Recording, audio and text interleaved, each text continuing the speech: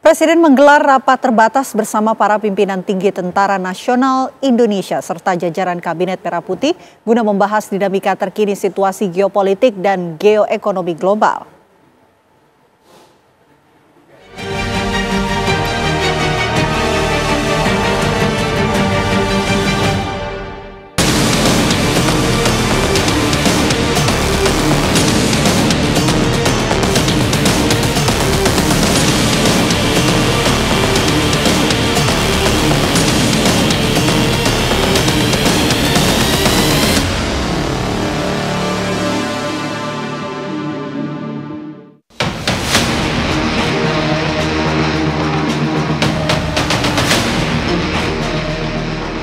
Menjelang perayaan kemerdekaan, Presiden Prabowo Subianto memanggil petinggi pertahanan, TNI, dan intelijen.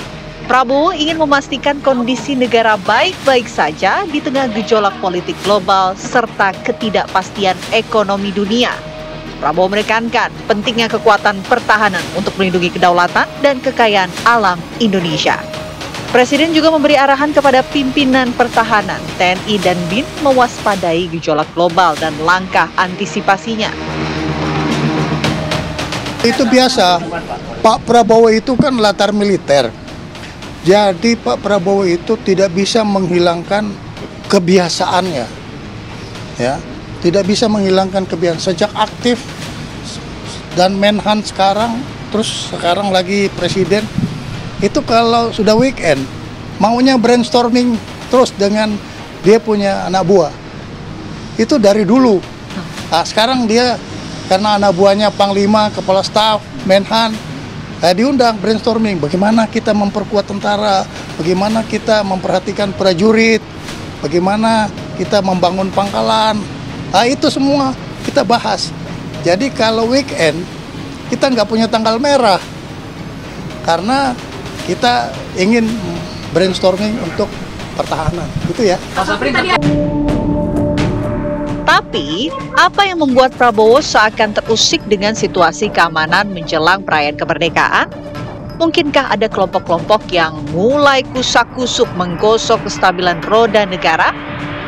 Gejolaknya bentuk ekspresikan macam-macam. Ada daerah One Piece, ada kemudian insiden di Pati, Jawa Tengah. Ya, yang mana ini juga bisa berpotensi terjadi rembesan civilian disobedience terhadap pemerintah. Itu bisa memiliki efek spillover juga.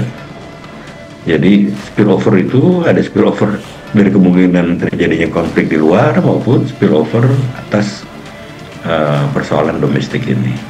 Nah, itu intinya adalah ketidakpuasan masyarakat terhadap kinerja pemerintah, baik itu dalam sisi ekonomi, kemudian dari sisi penegakan hukum, dan juga semakin timpangnya kesenjangan sosial. Itu jelas seperti itu. Dan unsur masyarakat ini saya lihat yang cukup kritis antara lain adalah justru dari kalangan purnawirawan TNI sendiri, kemudian juga dari kelompok mahasiswa, dan kemudian juga kelompok organisasi non-pemerintah. Sebelum 17 Agustus nanti, Presiden Prabowo pun terlihat rajin menghadiri kegiatan kemiliteran.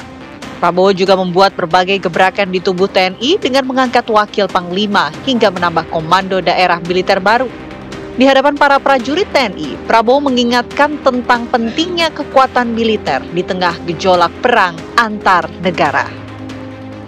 Bahwa nenek moyang kita, bahwa kakek-kakek kita, eyang-eyang kita, orang tua kita pernah dijajah, pernah diperbudak, pernah diperlakukan lebih rendah dari binatang. Jangan pernah lupa sejarahmu. Makanya bangsa kita butuh tentara yang kuat. Tidak ada bangsa yang merdeka tanpa tentara yang kuat. Saya katakan sekali lagi, tidak ada bangsa yang merdeka tanpa tentara yang kuat. Nah, kalau politik global itu tentu berkaitan dengan persoalan yang masih berlangsung, Rusia Ukraina, dan kemudian juga persoalan rencana okupasi Israel terhadap Gaza secara keseluruhan. Nah, ini akan menimbulkan gejolak. Apalagi pemerintah Indonesia sudah menyatakan kesanggupannya untuk membawa 2.000 warga Gaza untuk ditempatkan di Pulau Galang dengan argumentasi bahwa mereka ini perlu untuk ditangani secara medis. Nah, hanya yang kemudian menjadi polemik, ini bisa menimbulkan, menurut saya ya, bisa menimbulkan gejolak adalah apakah benar atau tidak bahwa pemerintah Indonesia secara tertutup pernah melakukan diplomasi rahasia dengan Israel untuk menampung warga Gaza.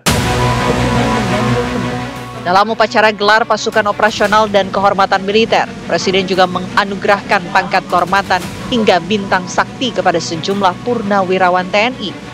Salah satunya Menteri Pertahanan Syafri Syamsuddin yang kini menjadi Jenderal Purnawirawan bintang 4. Apakah gerak Prabowo merangkul kekuatan militer hingga purnawirawan ini menjadi langkah strategis menjaga keamanan negara? Dari sisi intelijen adalah ini Presiden menangkap suatu situasi ya yang tidak lazim pada umumnya. Jadi ada satu masukan kepada Presiden, yaitu berupa early warning atau deteksi dini atas kemungkinan terjadinya satu kemungkinan terjadinya gejolak, adanya satu aspirasi yang berbeda, adanya bentuk dalam tanda kutip perayaan yang berbeda dengan apa yang diinginkan oleh pemerintah. Nah, inilah yang kemudian gimana Presiden mengumpulkan pembantu-pembantunya dalam bidang keamanan, dalam bidang intelijen, bagaimana merespon dan mengantisipasinya.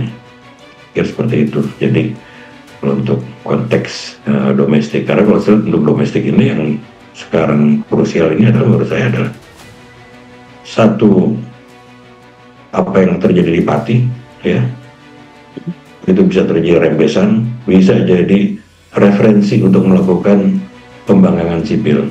Pemerintahan ini adalah pemerintahan yang paling demokratis, ya kan? Tidak pernah ada suara-suara kritis yang dibungkam, tidak pernah ada aktivis-aktivis yang ditangkap pada saat ini. Bahkan pemerintahan Pak Prabowo pada saat ini sudah membuat legacy bahwa tahanan-tahanan politik, ya kan, di kemarin, ya kan, ada 1.178, berikut dengan yang elit dan yang bawah, dan kemudian ada 210 lagi yang akan dibebaskan di amnesti kemudian. Dan ini merupakan momen perubahan kita ke depannya, bagaimana demokrasi itu bisa berjalan dengan baik, tapi juga dengan pemerintahan ini juga bisa berjalan dengan baik dan seimbang.